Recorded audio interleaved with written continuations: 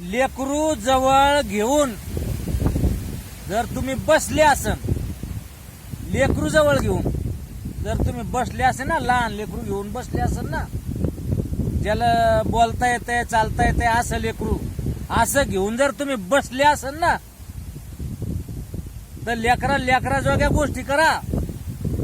आपल्या गोष्टी लेकराच्या नजरात येऊ देऊ नका. सांगणं खरं, लेकरा देखता कोणती हरकत करू नका. असं समजू नका याला समजत नाही, लेकरा म्हणून म्हणतो लेकरा जोग्या हरकती करा, आपल्या मनाजोग्या हरकती करू नका. एक गोष्ट सांगतो तुम्हाला, एक गळड्याला अनुभव.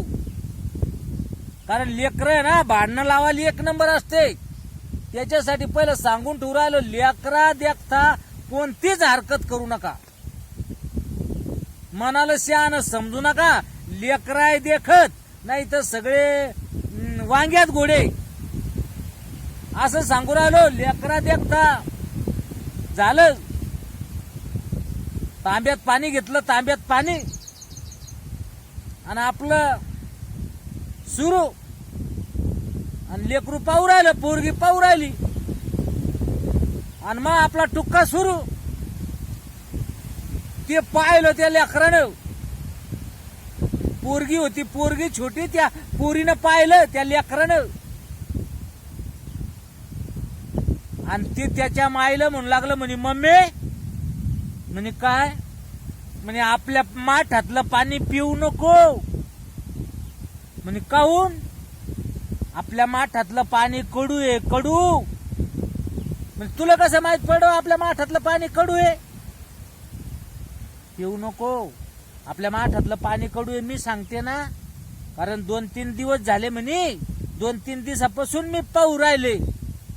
पप्पानं जर का माठातलं पाणी आणलं आणि गिलासात टाकून पिलं की पप्पानं लगे घोट घेतला की लगे पप्पा लगे असेच करते. पाणी लय कडू आहे.